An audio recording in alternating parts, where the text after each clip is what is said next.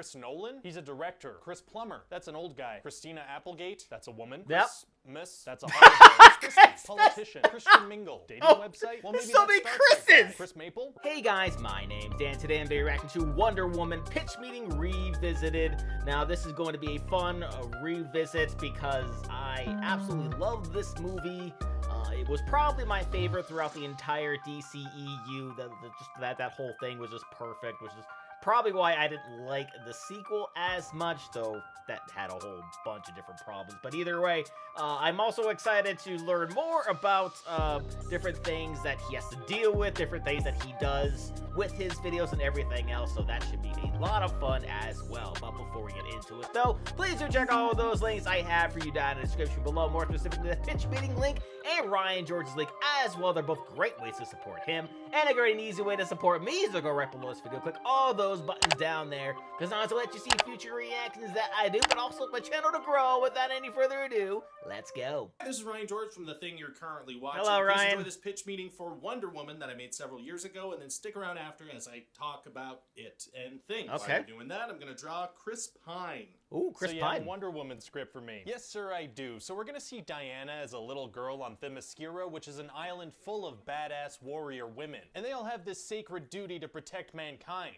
Very cool. Yeah, It's too bad I'm gonna have to give them all silly accents. What? Well, Gal Gadot can't really do any other accents than her own, so we're gonna have to, you know, make everyone talk a little silly. Well, what kind of accent are we talking here? Not gonna lie, it's gonna sound a little like Borat. My wife. Oh! Very nice, Diana, I like. All right, so anyway, yep. Diana's mom tells her all about this god named Ares that killed all the other gods and wants men God to of destroy War. each other. Okay. And Zeus left the Amazons with a weapon powerful enough to kill a god. And there's also gonna be a lot of talk about how Diana can't know who she truly is. So is Diana the god killer? Well, yeah, damn it. Sorry, was that a twist? Yeah, it's like a big twist later. Is it that Yep, obvious? sure yeah. is. Oh well, maybe it'll surprise some people. Nah, damn. But wait, if Diana's Whoa. mom doesn't want her to find out who she truly is, why does she even tell her about Ares and a god killer in the first place? Well, she tells her that this sword is the god killer. Okay, but instead of doing that, why not just not tell her about any of it at all? Well, because I have to have Diana learn this stuff for the movie's plot to happen. Couldn't she stumble upon some ancient text or something, instead of having the one person who doesn't want her to look into this stuff be the one to tell her all about this stuff? Right. I guess that would make more sense, but I want to have these cool drawings show up on the screen while she's explaining it. Oh, that sounds cool. Okay, keep it like that. It is pretty cool. So anyway, one day Diana's looking out to sea and she sees a guy named Steve Trevor crash his plane, and then she saves him. Did you have anyone in mind to play him? Maybe we could get one of those hot Chris's? Oh, which one?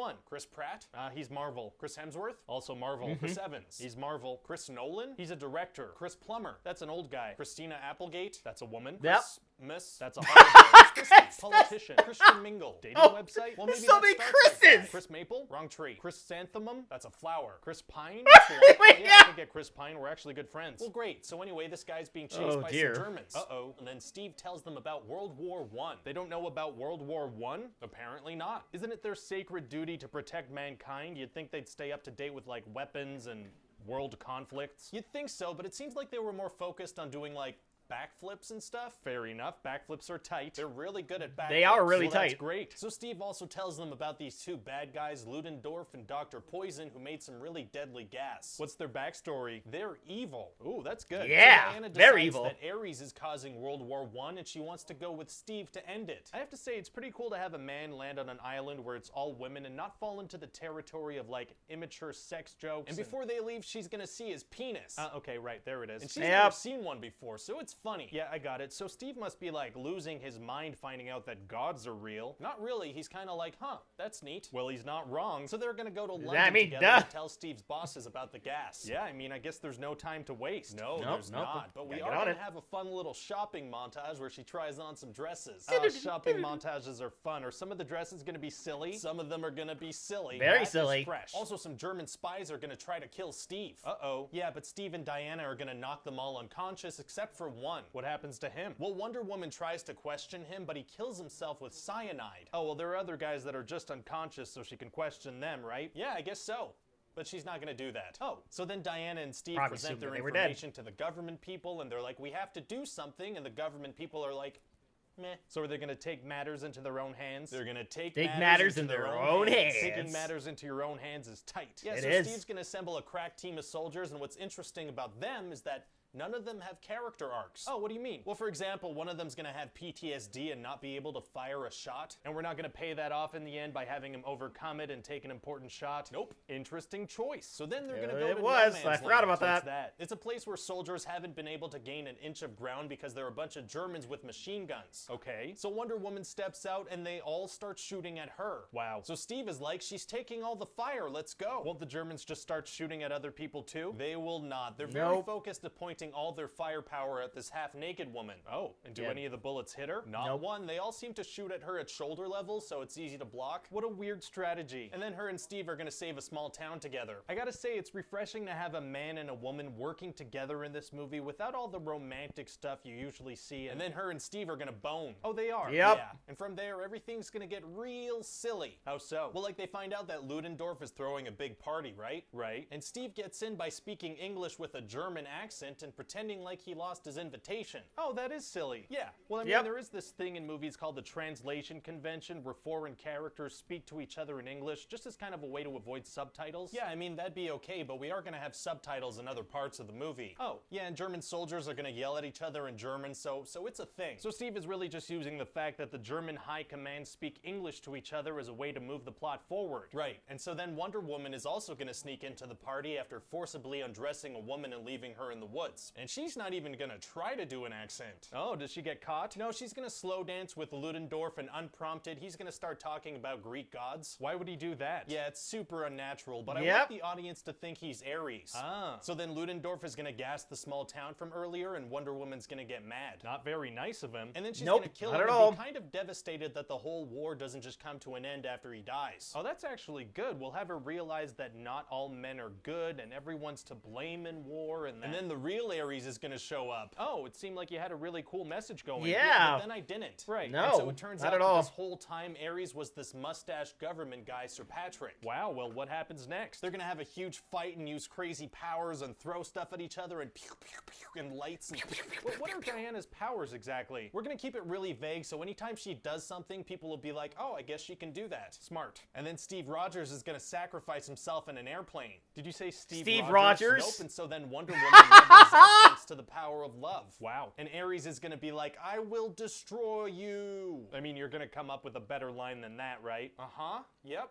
I will. And then what happens? Well, then she's gonna kill Ares and the whole war is gonna stop. So it really was all the fault of Ares. Doesn't that kind of trivialize the significance of World War I?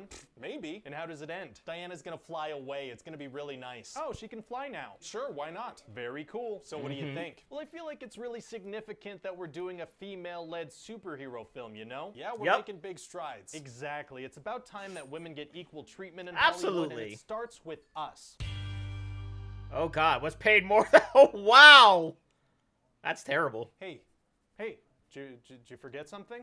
Yeah, super easy, barely an inconvenience. What? I was getting in my car and I just had this huge urge that I should come back and say that to you. What does it mean, though? I don't know. I just felt like people would get mad if I didn't say that. What people? I don't know. Alright, so you probably suspected I was just gonna draw a pine tree named Chris, and that is what I did. Yeah. But what I bet you weren't expecting was a fir tree named Lucas with a K. I wasn't. 2-for-1 tree deal. Big surprise moment. So I have to admit, before I rewatched this pitch meeting, I saw how long it was and how old it was, and I was like, oh, I probably didn't do too good on this one. But I'm actually pretty happy with this one. Yeah, I it was fun. Some stuff up. I say that every time. I completely forgot about the Chris exchange, and I love writing back and forths like that. And actually, rewatching this, I think it just kind of clicked what I was kind of trying to emulate without even realizing it. This is going to be a deep cut, but based on the comment section on that Derek comedy video that I sent people over to in the recent pitch meeting, you guys are okay with being sent to deep cut YouTube videos. And so, like Derek comedy was a huge inspiration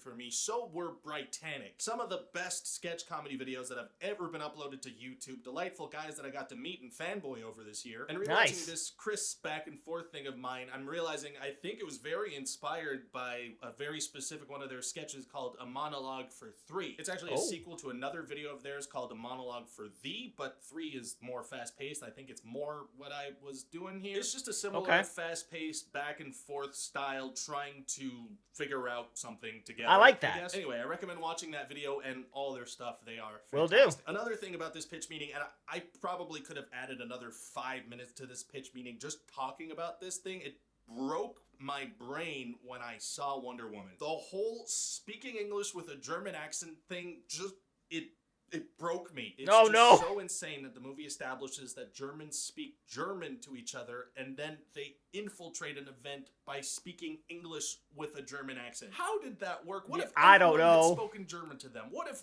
a single person at this event full of German people had said something in German to Steve Trevor? It's obviously a thing that happens a lot in American movies where characters shouldn't technically be speaking English to each other, but they do, so the audience can understand. Seen so many times. To read subtitles. Parce que parfois, quand tu lis des sous-titres sur l'écran, ça peut distraire et tu manques des détails sur l'écran. Details on the screen, Je les ai croisés, tu t'en es peut-être pas rendu compte. Sorry, I had to bust out the French Canadian to prove I appreciated that to make that point. The movie Valkyrie with Tom Cruise actually, I think, handles the whole translation convention in a really cool way, where the movie starts with Tom Cruise doing like a VO in German, and then that kind of fades into him doing the same VO but in English, so the audience is like, okay, so we're doing this. Number 9, and last bit about this pitch meeting, that whole thing at the end with the coming back and saying super easy, barely an inconvenience, that's because I legitimately forgot to put that in the script. It was a legitimate mistake that led to this bit that people bring up to me a lot, so it ended up working out. Yeah, it really did. Hey Ryan, very kind words, and then I wanted to ask, how do you handle your free time guilt? One of my greatest problems is feeling guilty chilling out because I could be working right now. This is a really good question and something that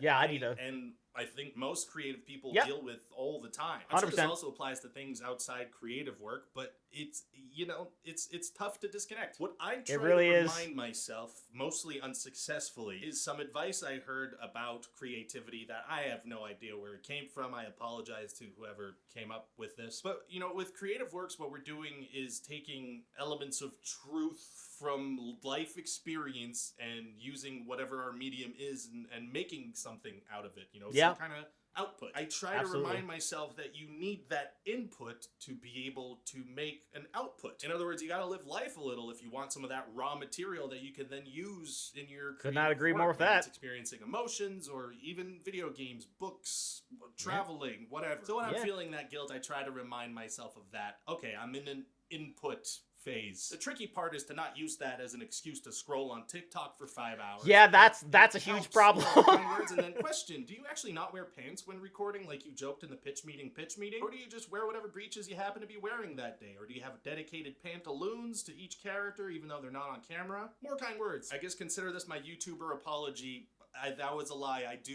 I'm not recording in underwear. I do wear pants while recording or shorts or whatever. If it's any consolation, they never ever match the top. It's usually sweatpants. But there's actually a legitimate reason why I do wear pants. I need something with loose pockets because of how I record my sound. I use this little Tascam. Oh yeah, that makes sense. Have a clip, like a belt clip or anything, so it needs to slide into my pocket. If it wasn't for this thing, I would be fully half naked. Very kind words. And then anyway, my question is fruit candy or chocolate? I'm a chocolate man from way back when. It is kind of funny that I stumbled upon this question though, because I was on a podcast recently and I brought up Terry's Chocolate Orange, which I don't know if you guys are familiar with. I had the honor of being on Joe Posnanski's podcast Holiday Draft, where every year they do like a draft of holiday related things. Other guests on the podcast included Nick Offerman and Mike Schur. I tried my best not to be starstruck the whole time. It looks like he was. Draft was Terry's Chocolate Orange, which sent Mike Schur on a downward spiral. He spent the next 2 hours researching Terry's Chocolate Orange and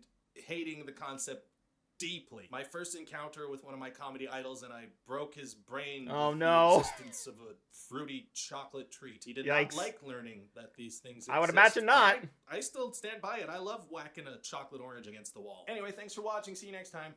Alrighty, so the big takeaway from like this whole thing, because he was talking about how you sort of manage your free time when you're trying to be creative, trying to do like more and more things, and that's something I've always struggled with as well. Like even when I'm able to record like maybe like a day or two worth of videos, that's usually where time like where I can be like, yeah, I can play some video games, I can watch some shows, I can get caught up on some things, but then there would be like another thing that I can react to that comes out. And sometimes I have to sort of fight with myself about that, to where I have to say, no, I need to re-energize, I need to redo this. But there are a lot of times where I'm just like, oh, well, there's more stuff to do. Let's do it. Let's continue working. Let's continue recording videos, editing them, putting them out, all this other stuff. And it doesn't really leave me much time to really enjoy other things that, I really do enjoy. Like, I got a huge backlog worth of games that I need to play, but I can barely crack through any of them because I kind of feel like I'm always working. I kind of feel like putting another reaction video out because I have this reaction video to worry about. I have my anime channel, which you should check out if you're into anime reactions. Then I have the full thing that goes up on Patreon. You should check that out, by the way, if you're looking for ways to support me outside of watching this. But I have all the stuff that I have to do. And I'll, like I said, record a few days in advance. But then there's another video that comes out. It's like, oh, I could also record this. And that's where I would sort of walk into that little bit of trouble there. So that is a nice thing to remember. It's like, okay, no, it's time to bring things in, not push more things out there into the world, put more things out that I'm working on out into the world. I need to consume more entertainment, more things that to relax myself so I can be better prepared and equipped to make videos like this for you guys and make them as entertaining as I possibly can. But that will do it for me here, though. Comment down below. Let me know, what did you think about this revisit? Please leave a like if you enjoyed. Please check all those links I have for you down in the description below. And lastly, and most importantly, I want to give a huge shout out to all my $5 now supporters on Patreon. Cruising, Wolverine 310, Jordan Bird, Kester Carnage, Amber K, Raymond Bright, Joshy, Chris Curtis, Haley Machinardi, Ann Perry, Larka, Voss Cacophony, Leo Harris, Morgan Page, Ania Silva, and Martin Tang Christensen. And I'll see you guys next time.